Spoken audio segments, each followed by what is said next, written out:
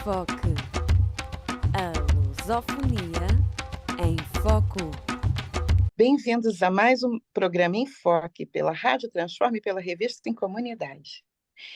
Hoje nós temos a honra de receber o Dr. João Camargo, que vai nos falar sobre alterações climáticas. Antes que a gente comece a nossa entrevista, eu peço a você que se inscreva no nosso canal, se já não é inscrito, e que ative o sininho das notificações. A gente precisa da sua inscrição e dos seus comentários, da sua participação, para que o YouTube considere a gente relevante e leve a gente para mais pessoas com interesses comuns ao nosso. Muito bem-vindo, Dr. João Camargo. Ele é nascido em Lisboa, de 83, é mestre em Engenharia do Ambiente e Produção Animal pelo Instituto Superior de Agronomia e Faculdade de Medicina Veterinária da Universidade de Lisboa. É ativista do Movimento Climáximo, é investigador do Instituto de Ciências Sociais da Universidade de Lisboa, doutor em alterações climáticas e políticas de desenvolvimento sustentável e autor dos livros Que se lixe a Troika, de 2013, Manual de Combate às Alterações Climáticas, de 2018, coautor de Portugal em Chamas, Como Resgatar as Florestas, de 2018, e Salvamos a Primavera, junto com a Joana Louçã, de 2023. Seja muito bem-vindo, é um gosto tê-lo conosco. Depois desta notável entrevista, desta notável biografia, que muito me agrada, porque eu sou uma pessoa que nasci no campo, ligada à terra, e que preza muito a terra e a floresta. E nós estamos num período terrível de alterações climáticas. Este ano, Portugal teve a temperatura mais alta em abril de sempre. A que se deve este fenómeno completamente invulgar já? E eu quero acrescentar uma coisa. Há como refutar o impacto humano nesta mudança? Então, vou começar pela segunda pergunta, Lorelai.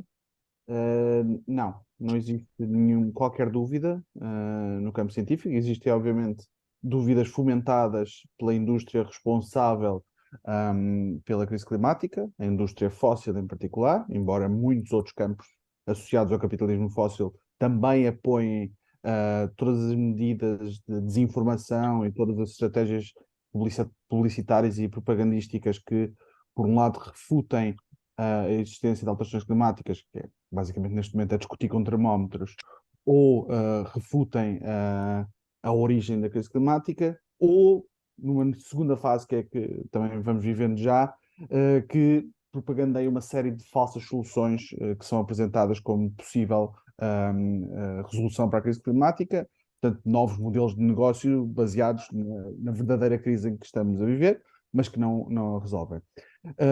Neste momento,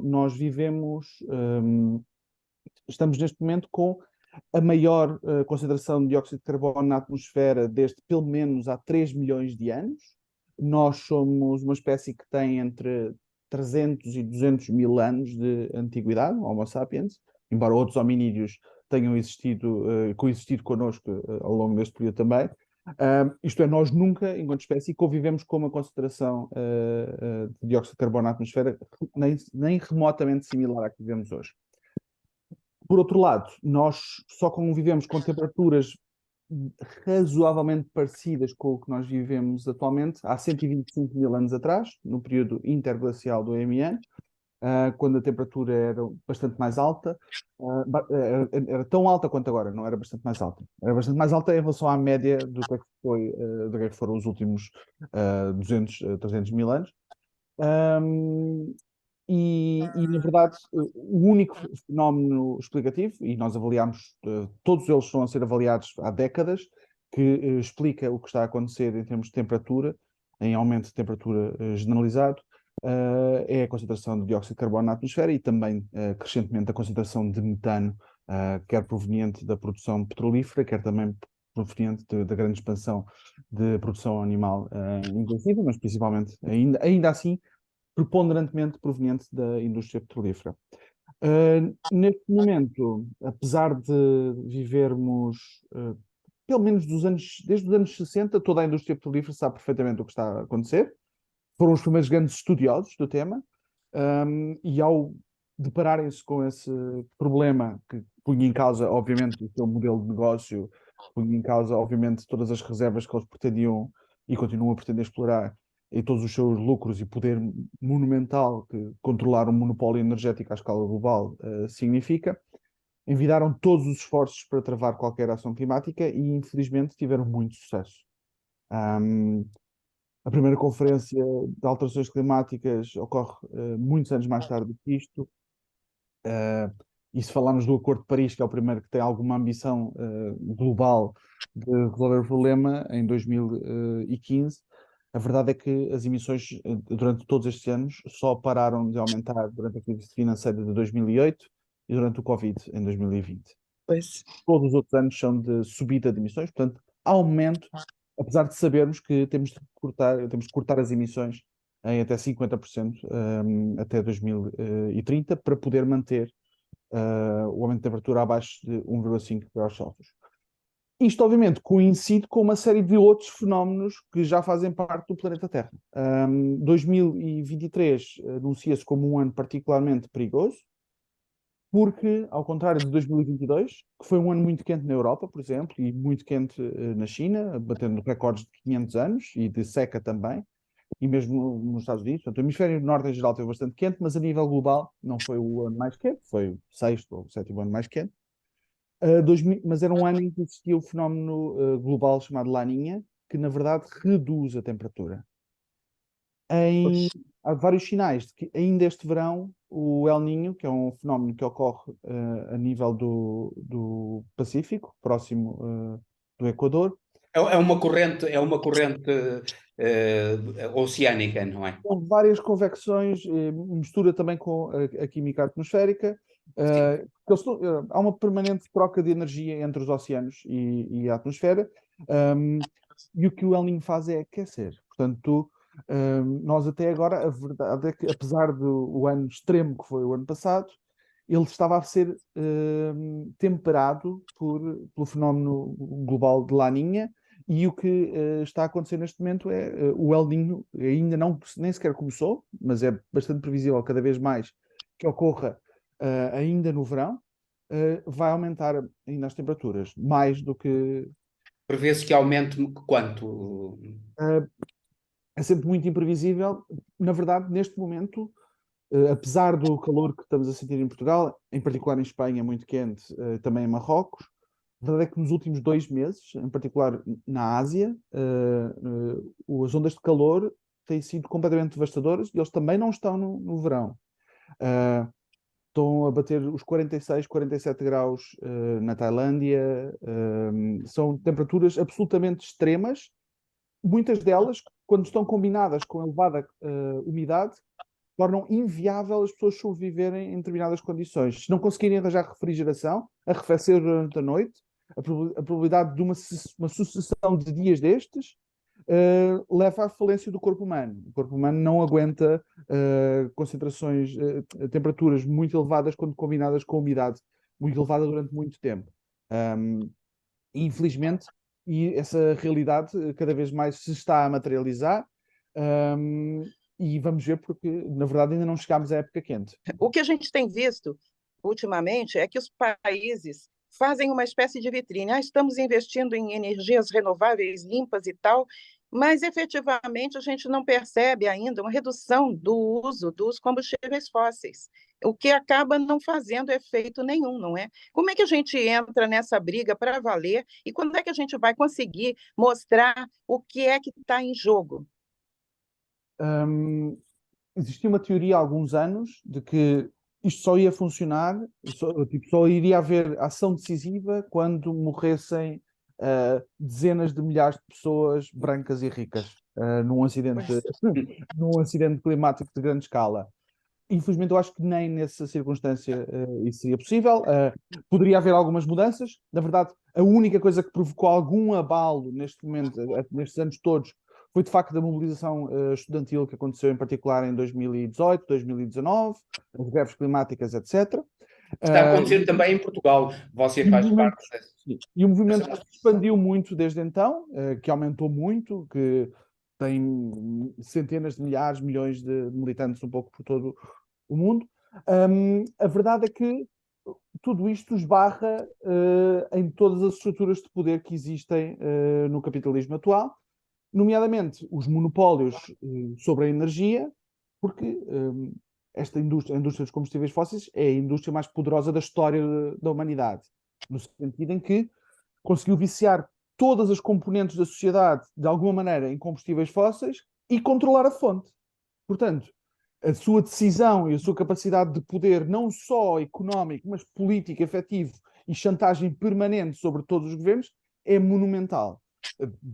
Quer dizer, as últimas décadas não são só decidir que, em vez de ter carros elétricos ou transportes públicos, tinha carros a combustão interna individuais. Foi também decidir que guerras é que iriam acontecer para controlar que recursos, como manter toda esta economia do suicídio a funcionar.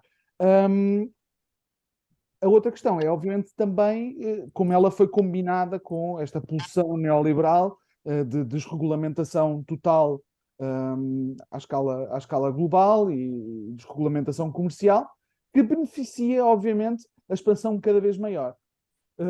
Depois, com o surgimento destes movimentos, há uma tentativa de cooptação de uma parte deles, nomeadamente assumindo uma parte da agenda, expansão de renováveis, por exemplo, que é necessário, mas eles não estão a trocar combustíveis fósseis por renováveis. Isso funcionaria, isso cortaria emissões. O que eles estão a fazer é expandir renováveis e, ao mesmo tempo, expandir fósseis. Expandir fósseis, é isso. O que não serve para nada. As renováveis têm que entrar, que é para tirar fósseis, não é para complementar, acrescentar. Não, não. O objetivo é erradicar fósseis do sistema energético e, obviamente, criar uma série de racionalidades que hoje estão totalmente ausentes, que são a racionalidade do serviço e a racionalidade de responder à necessidade e não à necessidade de produzir lucro, que, obviamente, neste momento é um incentivo completamente pérfido e completamente inútil e alienante de tudo o que nós temos que fazer. Portanto, a economia está toda voltada para produzir excedentes a partir de escassez e controlar e produzir lucro, em vez de ser para produzir o que de facto deve produzir. A necessidade das pessoas se deslocarem, a necessidade das pessoas terem eletricidade, aquecimento, o que seja, não é esse o objetivo. Esse é só um mecanismo que se utiliza oportunisticamente para fazer lucro. E, obviamente, nesse sentido, nós precisamos de um programa profundamente transformador. Eu defendo a existência de um programa revolucionário ecossocialista para transformar a sociedade de maneira revolucionária, portanto, abolindo o capitalismo, e isto significa um confronto entre classes, significa, de facto, também conseguir derrubar um sistema que foi feito para viciar toda a economia nele. E que, por isso, também apresenta ainda contradições extra. Isto é, uma parte da classe trabalhadora foi convencida de que o que fazia sentido era fazer um acordo com este sistema e com este modelo. E, portanto, naturalmente, cria muitas dificuldades. Nós precisamos de um programa transformador que na verdade, se nós deixarmos de lado toda a retórica neoliberal, liberal, produtivista, nós precisamos de criar muitíssimo mais emprego do que aquele que tem que ser destruído para conseguir transformar a sociedade. Pois. O objetivo do emprego não é o dinheiro, é o que é que tem de ser feito.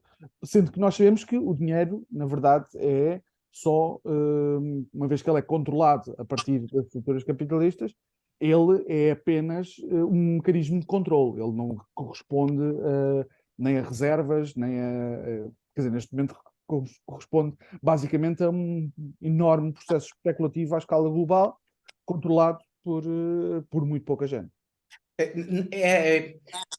Muitas vezes dito que a indústria automóvel tem o maior número de emissões.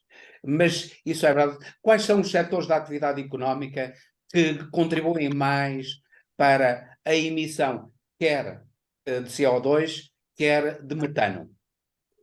Varia muito de país para país, porque os níveis os Sim, níveis mas a nível global. a nível global, o primeiro setor é principalmente de eletricidade e aquecimento, mas está muito a par com o setor de transportes. Portanto, quando há um grande lançamento de renováveis, isso pode baixar um bocadinho o nível porque elas são principalmente utilizadas na eletricidade e aquecimento. E o setor de transportes, depois a indústria, a agricultura, mas como eu estava a dizer, podemos fazer um perfil global e ele corresponde mais ou menos a isto que eu disse, mais de 25% é eletricidade, uns 21% transportes, uns 15% agricultura, uns 20% também por cento da indústria, porque também depende indústria para indústria, não é? Indústrias altamente emissoras comparadas com outras, cimenteiras, obviamente, aço, coisas mais químicas normalmente têm emissões mais elevadas, depois outras têm emissões mais baixas.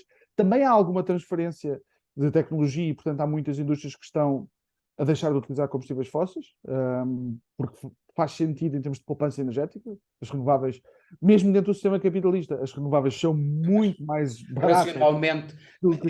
mesmo dentro do sistema capitalista, as renováveis já são mais... têm custos mais baixos. Muito, se não fosse o favor político permanente à indústria fóssil, a indústria fóssil era totalmente inviável. Aliás, porque a verdade é que o combustível fóssil, especialmente o petróleo e o gás, barato e de fácil acesso, acabaram. Neste momento, portanto, aquelas grandes reservas da Arábia Saudita, as grandes reservas dos desertos e mesmo do Mar do Norte, neste momento é preciso furar cada vez mais fundo, é preciso destruir cada vez mais e gastar cada vez mais energia para tirar cada vez menos energia. Se não fosse o enorme favor político feito através de subsídios, de isenções fiscais, de redução de critérios ambientais, laborais, etc., se não fosse isso, a indústria fóssil era completamente inviável em termos económicos, mesmo dentro daquelas regras estritas que eles inventaram para dizer que são ciência. E como é que a gente poderia fazer com que os trabalhos de pesquisa das universidades, principalmente, eu digo aqui em Portugal, porque eu vejo que está bem avançado nisso, como é que isso pode impactar o governo, sensibilizar para políticas públicas que realmente impactem essa mudança de paradigma em termos energéticos? Porque a universidade faz os trabalhos, pesquisa, leva isso tudo ao conhecimento das pessoas, mas a gente fica sempre num passo muito lento, não é? Frente à urgência do tema. A questão não é tanto tecnológica, sendo que as soluções tecnológicas estão inventadas há décadas. São conhecidas, são bem conhecidas. Eu gosto de dizer que eu não tenho a certeza da data exata, mas o primeiro carro a combustão interna foi inventado no início do século XIX e 2 anos depois foi inventado o carro elétrico. Houve uma opção tecnológica sempre para manter o controle. Portanto, também a energia solar, a capacidade de captação de energia solar é uma coisa que milenarmente nós conhecemos. Tal como a energia eólica e hídrica, que usávamos mesmo antes da descoberta de combustíveis fósseis.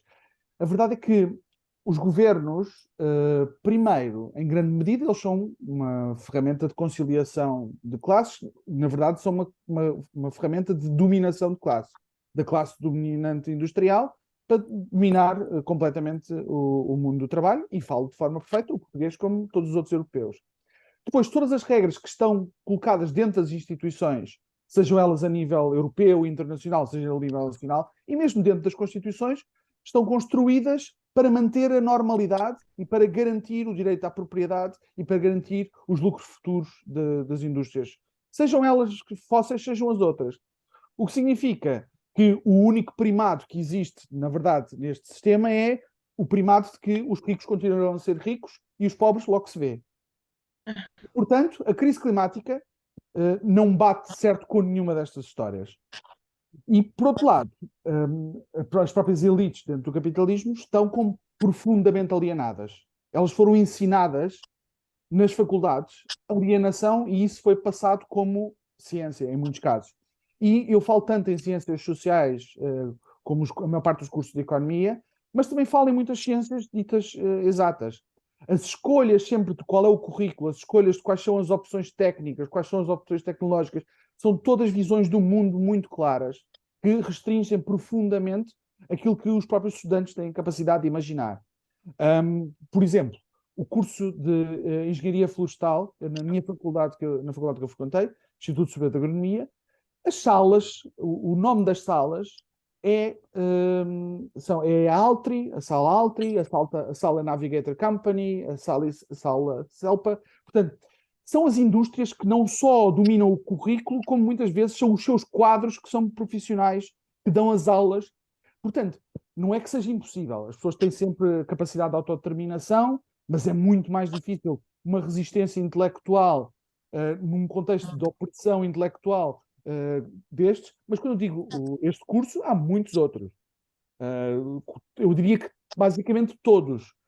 Quando um dos critérios principais que é anunciado quando se entra numa universidade é o nível de empregabilidade, o que nós estamos a dizer é tu estás a ser introduzido aqui para ser quadro de uma das empresas que existem em Portugal. E não é para tu passar a ser uma pessoa que sabe sobre este assunto e pensa sobre este assunto de uma maneira mais ampla. Ou Crítica, né? Também tem uma só sabe visão pensar mais... em ferramentas produtivas. Tu és uma máquina, tens que ser uma máquina. Nesta grande máquina, tu tens que ser aqui mais uma peça.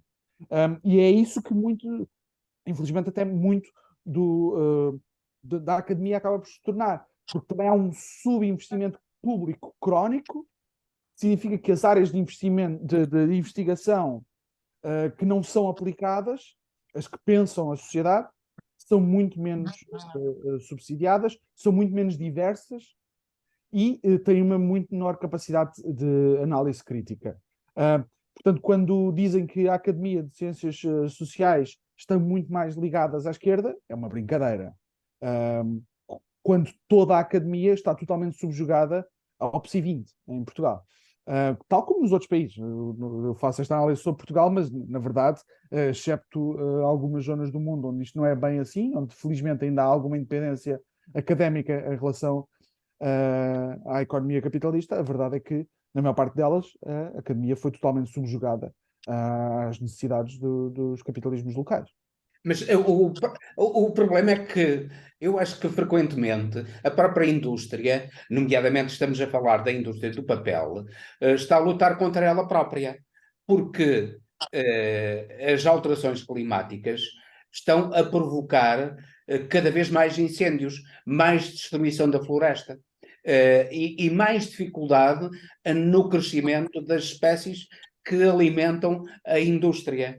Eles não querem saber disso. Você já escreveu um livro muito importante sobre a floresta e os incêndios. Eu gostaria que falasse nisso, nos problemas da floresta em Portugal e nos problemas dos incêndios, porque nós estamos a entrar, já entramos, aliás, já começaram os incêndios, estamos em maio e já começaram os incêndios quando habitualmente é a partir de junho, julho, que eles começam, não é? E já em abril começaram os incêndios. Eles estão a fazer duas coisas neste momento. Estão a exportar a sua indústria para outros países, a produção, porque a verdade é que, apesar de os governos sucessivos portugueses terem oferecido metade do território nacional a esta indústria basicamente inútil, parasítica, como é a indústria da celulose, a verdade é que eles estão a sentir isto que o Henrique disse. Obviamente, há muito menor disponibilidade de água, os ciclos de incêndio estão a diminuir, a ficar muito mais curtos, muito mais frequentes. Isso também se deve à própria predominância de espécies pirófitas, como é o eucalipto ou a acácia, que são cada vez mais dominantes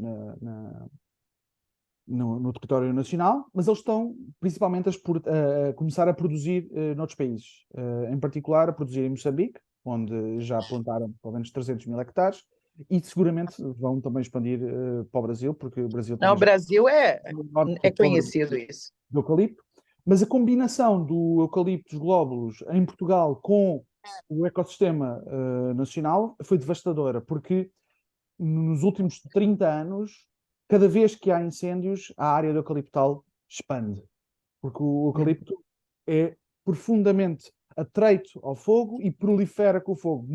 Muitas das árvores não morrem. Portanto, vão rebentar de novo, vão rebentar em quantidades completamente desreguladas. O segredo foi, eles gerem uma área de 200 mil hectares no máximo, mas recebem a madeira de mais 800 mil hectares de área completamente desregulada, sendo que eles não têm nenhuma responsabilidade pelo risco. Portanto, todo o risco, eles basicamente forneceram as árvores e vão receber as árvores 10 anos mais tarde e não tiveram nenhum encargo em tudo isto. Portanto, é uma indústria profundamente rentável porque não tem que aguentar com nenhum risco. Por outro lado, é a indústria que mais emite gases com efeito de estufa em Portugal. Mas eles ainda têm o tupete, a coragem de dizer que são carbono neutro. Porque dizem que as emissões que fazem na fábrica são das árvores que fixaram o carbono.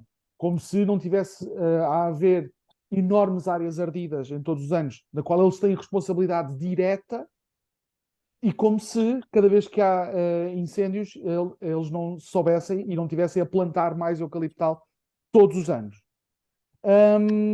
Na verdade, isto combinado com a crise climática e alterações climáticas faz com que o nosso território tenha uma janela de oportunidade cada vez mais pequena de ser um território viável e não um deserto. Porque, na verdade, estes incêndios são a manifestação principal da desertificação em Portugal.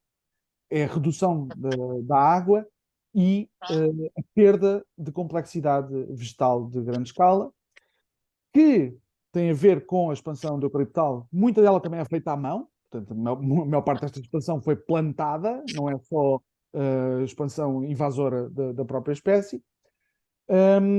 Portanto, o que é que isto implica? Isto são 30 anos ou mais, não, são 70 anos de abandono rural, porque não há nenhum projeto para o conjunto do território do país, apesar de ser um país tão pequeno. Não há nenhum projeto. Portanto, o projeto são as grandes cidades e este interior serve para a meia dúzia de pessoas que lá fica a viver. Velhos, que não são incapazes, Fazer uma que são coisa incapazes de preservar a própria floresta. Incapazes pela idade e pelas condições económicas débeis. É uma indústria que prolifera essencialmente do abandono.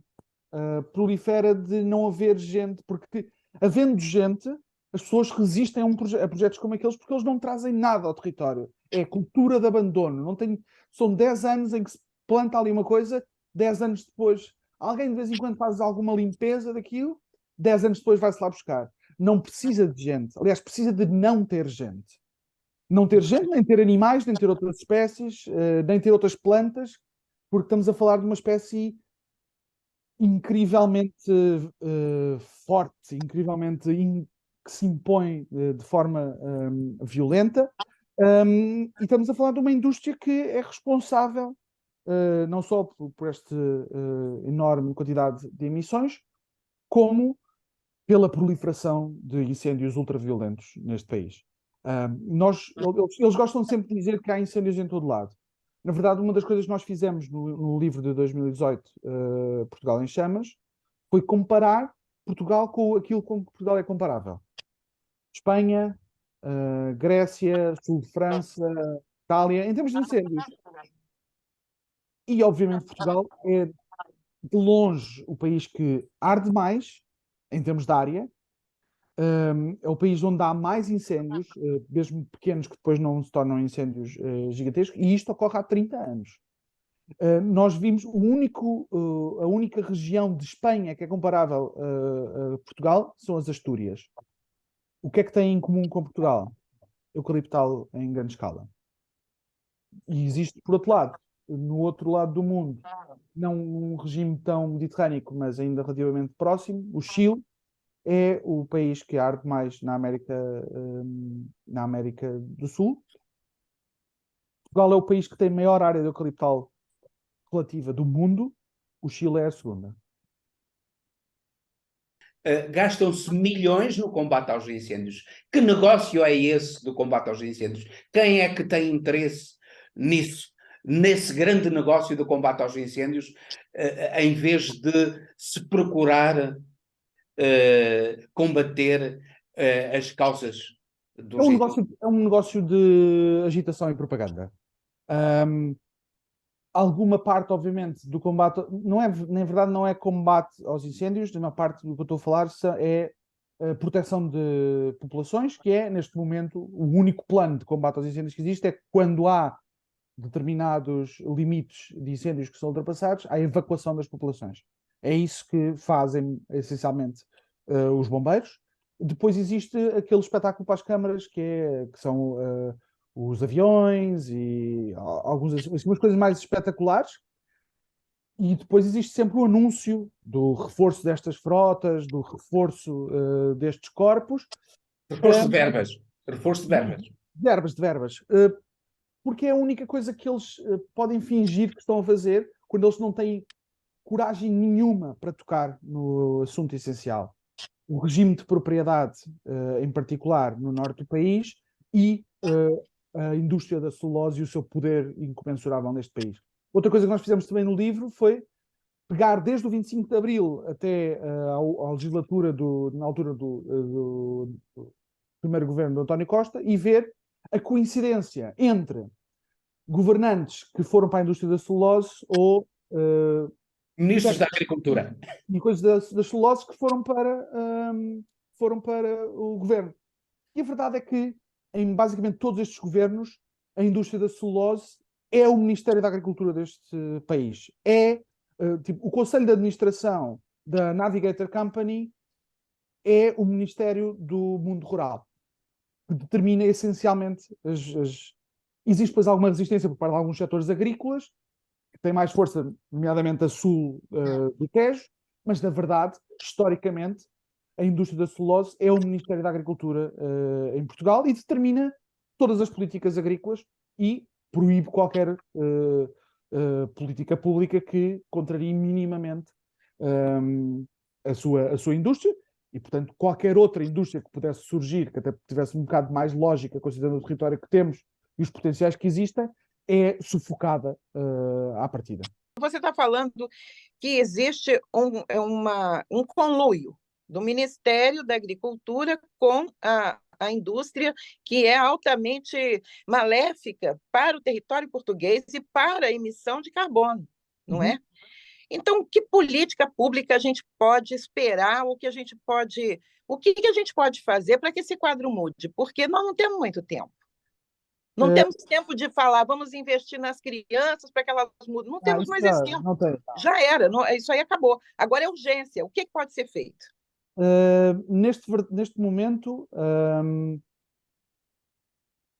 na verdade, é preciso uma ruptura com esta indústria.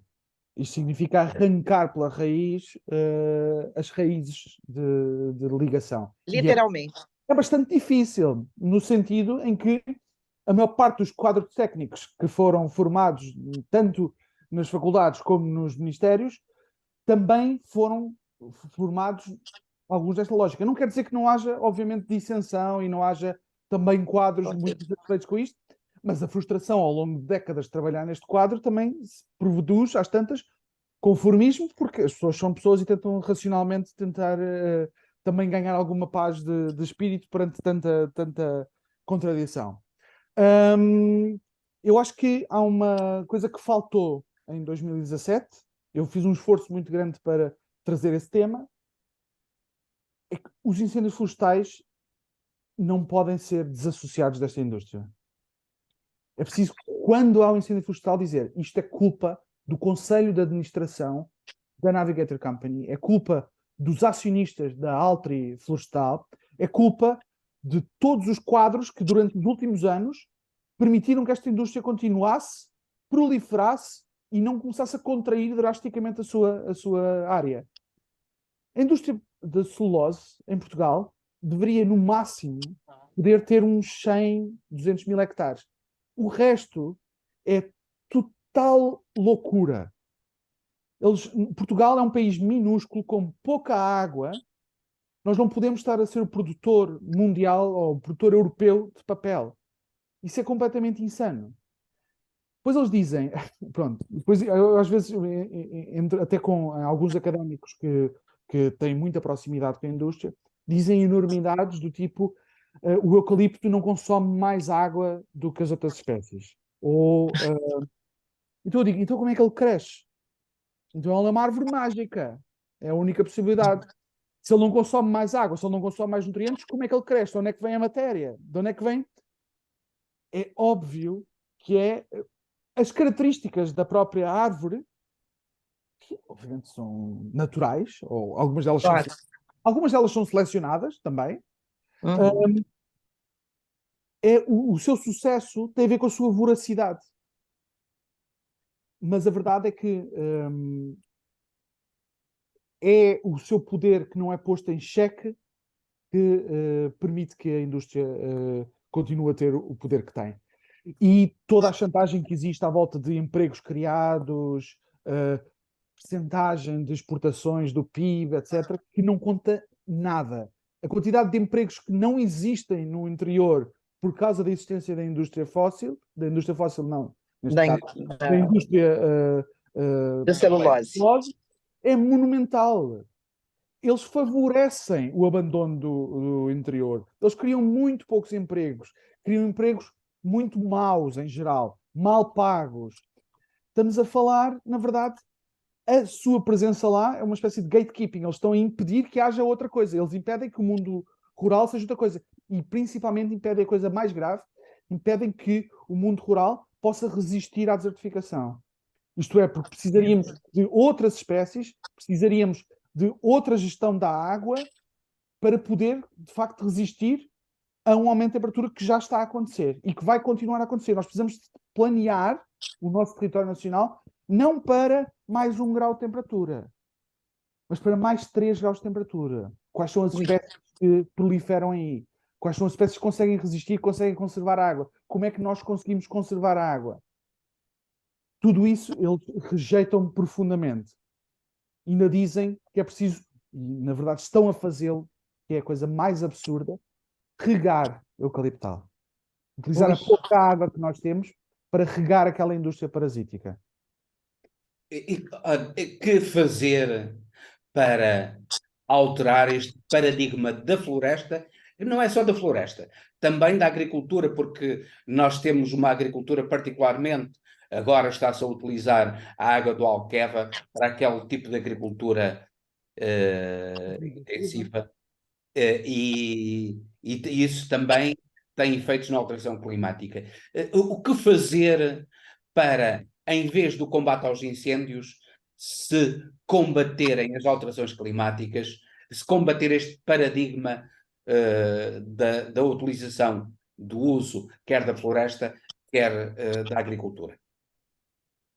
Então, primeiro seria necessário que... Bem, não há uma alternativa a isto que não seja uma mobilização popular, social, que cada vez mais é uma mobilização urbana. Porque a verdade é que o êxodo rural tirou massivamente poder político ao interior e deixou-o na mão dos pequenos proprietários que nem sequer conseguem já usar quase mão de obra nacional e, portanto, importam pessoas, muitas vezes para trabalhar sob condições de escravatura ou semi-escravatura. É preciso que, infelizmente, a academia neste processo foi bastante cooptada e, portanto, passou a pensar uma academia que só pensa em agricultura de exportação, de alta produção, altamente tecnológica, mas cujo único objetivo é produzir lucro e não produzir comida ou produzir bens essenciais ou conservação da natureza, que também pode ser um dos efeitos secundários de uma agricultura razoável. E, portanto, não só é preciso essa mobilização social e popular, como ela tem que produzir uma ruptura com os interesses do agronegócio, que também são os interesses da floresta de eucalipto. Depois, obviamente, cada território precisa de adaptações técnicas próprias ao próprio território. Portugal é um país, apesar de pequeno, cuja variabilidade ecológica é bastante grande. E, portanto, a variabilidade também da dimensão da propriedade, sim. que é muito importante. Então, uma das questões importantes a norte do país tem que ver com o abandono generalizado das terras por imigração. Primeiro migração para as cidades, mas mais tarde migração para outros países, de muitas comunidades. Depois, o facto de muitas terras terem ficado sem dono conhecido sequer, quer dizer, além de o regime de partilhas faz com que a propriedade, que já era pequena para começar, se tenha tornado micro, e a propriedade média em Portugal é minúscula, é menor do que 1 hectare, ou próximo de 1 hectare. É 0, tanto quanto eu sei, 0,7 hectares a norte do Tejo. É uma área que é uma área que não faz sentido em nenhum, nem para a agricultura familiar. Não quer dizer que não possa ser gerida, mas ninguém pode viver disso, de certeza. O que significa que terá sempre que ser articulada, vai produzir, falta de tempo, porque terá que haver outra fonte de rendimento que não é aquela agricultura, e também não permite planificação em grande escala, e não permite planificação com uma escala mais regional. E por isso mesmo é que a indústria como a celulose prolifera à vontade. Tem um modelo único, distribui semente ou distribui árvores, até as planta, e só vai lá buscar.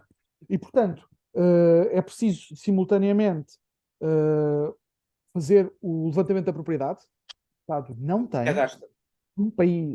Este é um país mesmo a fingir, em muitos aspectos. Não tem o cadastro da propriedade. O cadastro da sua propriedade, o que é magnífico, que é um trabalho que demora provavelmente 2 anos ou 3 anos, com pessoal a sério a fazer isto no campo, e que vai ter falhas, porque vai haver pistas que acabam, porque as pessoas morreram, porque emigraram, porque ardeu os registros na igreja ou onde fosse.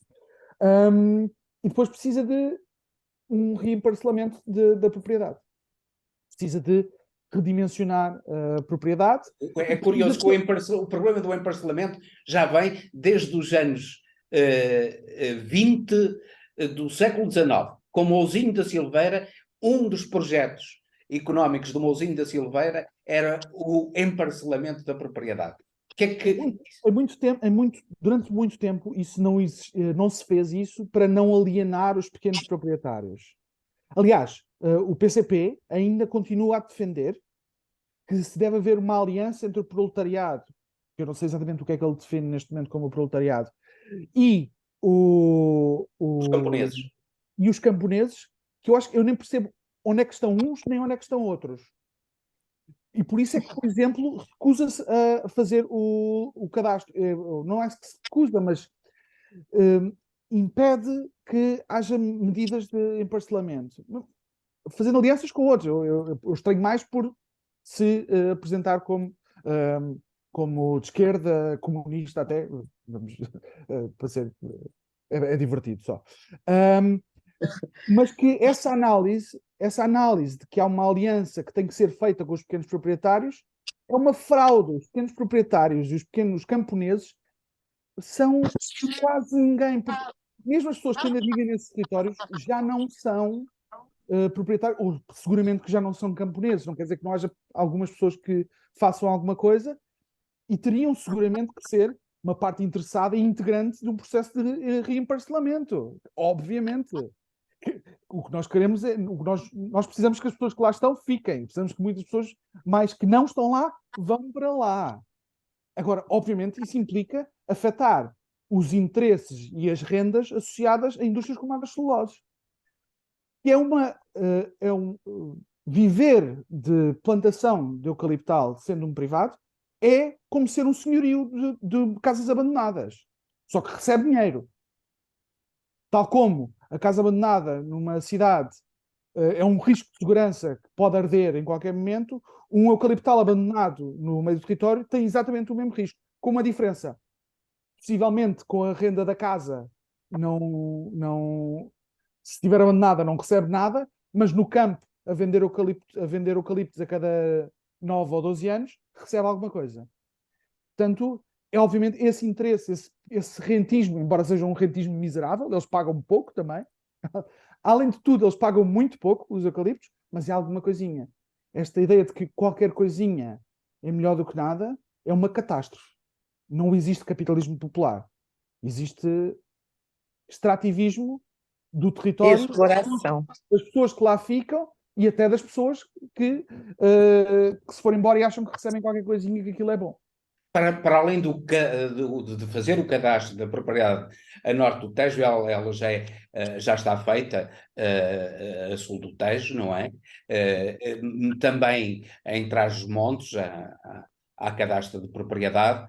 Para além de fazer o cadastro e do emparcelamento, há também o problema das espécies florestais e agrícolas e da organização da própria propriedade agrícola e florestal. Que espécies é que era importante introduzir precisamente para combater as alterações climáticas e combater, obviamente, os incêndios? Uma das coisas que nós falámos também no livro era exatamente isso. Existe neste momento amplo trabalho científico feito sobre pronto, obviamente, considerando também a investigação sobre território, sobre mesmo a nível de mapeamento, etc., que já tem uma enorme qualidade, nós conseguimos determinar para cada metro quadrado qual é, onde é que as encostas dão,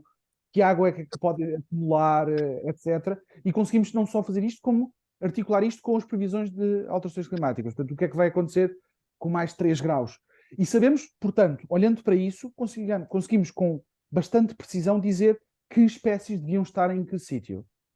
Isto é, as categorias de que ocupação de território deve existir, mas depois com uma definição de que espécies é que podem ser dadas. E eu até acho que o Estado, nesse momento, deveria fornecer as plantas, deveria produzir e fornecer as plantas e o aconselhamento técnico para depois elas poderem ser mantidas.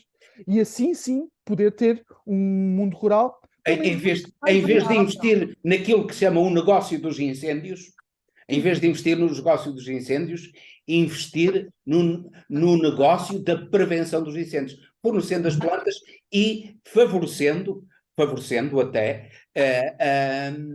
o cadastro e o emparcelamento da propriedade a norte do Tejo.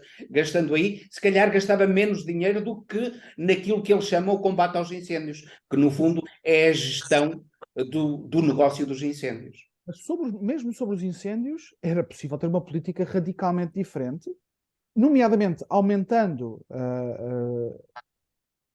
o interesse de viver no campo, ao haver efetivamente corpos de bombeiros profissionais a viver nos territórios mais perigosos, que possam agir não só na época de incêndios, mas na época antes de incêndios, através de vigilância, através de acompanhamento do território, sendo que haveria uma época do ano em que é menos combater incêndios e é muito mais verificar que as zonas, quais é que são as zonas perigosas, que são aquelas que, por exemplo, se chegar à época de incêndios, é uma zona onde se pode ter muito maior vigilância e ajudar a proceder às atividades que reduzem os incêndios.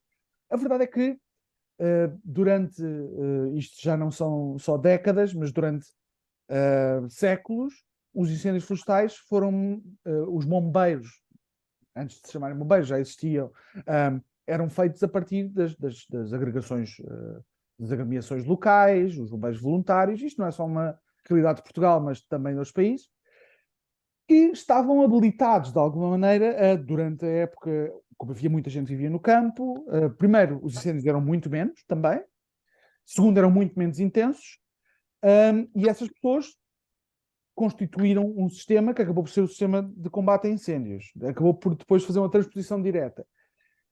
Esse modelo já não serve. Primeiro, já não há gente suficiente. Segundo, já não há gente jovem suficiente. Segundo, o nível de profissionalização e o nível de exigência que existe hoje no combate a incêndio não é comparável a pequenos fogachos que iam surgindo e que, naturalmente, uma parte da população se ia especializando um bocadinho e conseguia combater com alguns meios. Isso implica mudar também uma estrutura que tornou-se altamente corporativista, de todas as ligas de bombeiros, etc., que são feudos políticos em muitas medidas, são a estrutura local do PS ou do PSD local, que é o chefe de bombeiros e depois é o presidente da junta. Depois até a nível nacional, temos o general dos incêndios, ou o marechal Pois, dos incêndios. que são estruturas de poder, somente não têm nenhuma, tipo, a capacidade técnica é muito reduzida. Não estou a dizer que não sejam pessoas que até podem ser corajosas e podem até ser bem intencionadas, Intencionadas. e que são as pessoas que estão a viver no território, e que são as pessoas que, apesar da degradação, continuam lá, e que por isso também é normal estarem organizadas na junta e estarem organizadas no partido local, que é aquele que vai ganhar a próxima eleição. Mas a verdade é que isso não chega para a exigência daquilo que nós temos hoje. E a insistência na manutenção daquele como a grande força que combate incêndios, obviamente é uma performance. Portugal não entra em um acordo com os países que estão recuperando áreas desertificadas para copiar esses modelos e recuperar esses territórios. E fazer uma política de distribuição, de alguma forma, uma espécie de reforma agrária para as pessoas que estão sem lar, que estão sem terra, e que podiam recuperar e ajudar a recuperar e fazer uma política mais sociosustentável, ecossustentável. Porque o território nacional é concebido, em geral, como propriedade da indústria, da indústria papeleira e de alguns latifundiários. E, portanto, tocar no seu interesse é considerado um crime de lesa majestade. Obviamente que nós precisamos de ter um mundo rural habitado para haver qualquer viabilidade de travar a desertificação. E é preciso profunda transformação ecológica. E o que tu estás a dizer faz todo o sentido. Os países que têm sucesso no combate à desertificação ou até na transformação do deserto, na recuperação do deserto e complexificação ecológica a partir de uma situação de degradação, são essenciais. E, obviamente, a necessidade bastante relevante de emigração, de imigração. E, portanto, de pessoas vindas de outros países, se calhar até poderia ser útil pessoas de países que viessem de circunstâncias similares a essas, mas que infelizmente já não... Senão o nosso território vai se tornar um território inviável. As pessoas acham que os refugiados climáticos são apenas as pessoas que fogem do Sahel ou que fogem do Paquistão depois de cheias de... Mas a possibilidade de Portugal sustentar 10 milhões de pessoas se os incêndios florestais aumentarem cada vez mais e as ondas de calor aumentarem cada vez mais é muito pequena. Porque a verdade é que isto vai se degradando e mesmo o eucaliptal vai deixar de ser viável por falta de água. E se não há outras espécies que consigam colmatar isto e consigam de alguma maneira conservar água, o país torna-se ecologicamente inviável. Nós temos todo o conhecimento necessário para travar isto, mas temos uma monumental indigência da elite capitalista nacional, como a global. A nossa não tem nada de especial, é só mais um, talvez um pouco, só mais uma. Talvez um pouco mais provinciana, mas em geral está igual à outra. E esta elite decidiu suicidar-nos e suicidar-se, embora, porque está tão alienada sobre como funciona o mundo, nem perceba bem e ache que é possível, no meio de todo o caos, que o seu privilégio se mantenha. O que, obviamente, não é uma viabilidade.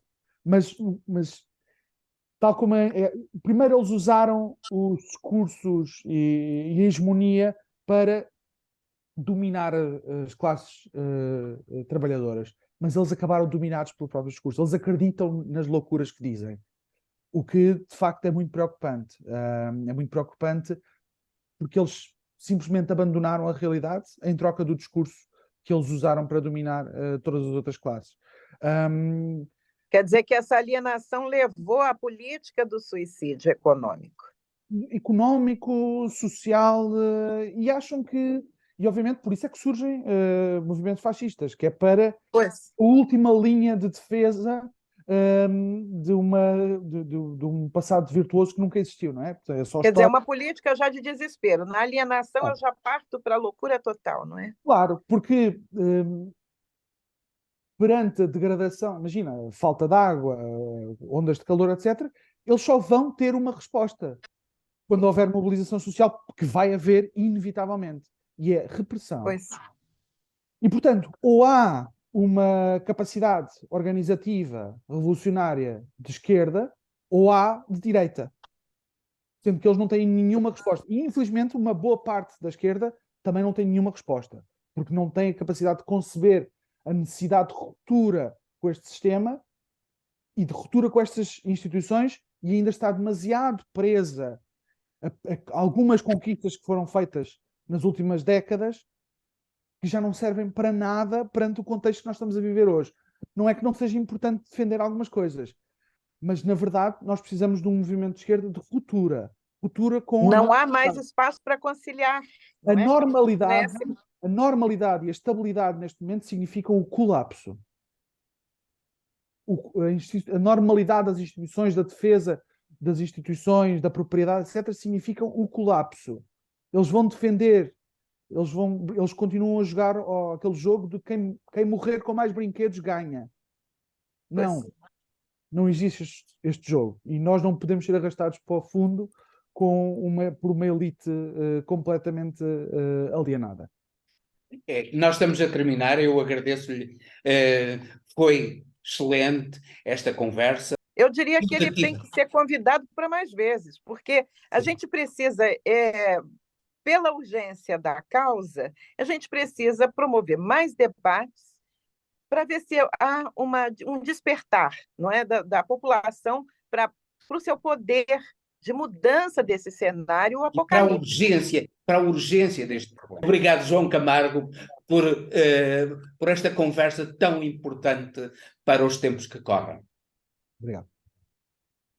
Muito obrigada por você ter aceito o nosso convite, ter nos dado essa aula maravilhosa.